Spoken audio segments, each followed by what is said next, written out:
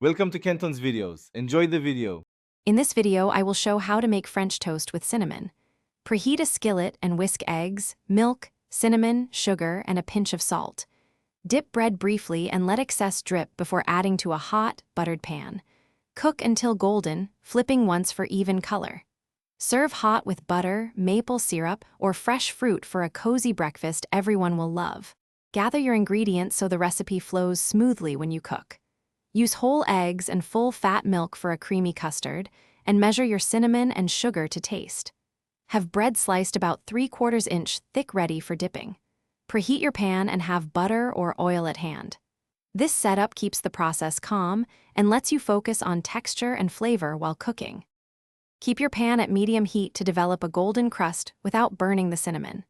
Gently press each slice for even contact, and flip only once to maintain structure. If making several batches, keep cooked slices on a baking sheet in a low oven to stay warm and crisp.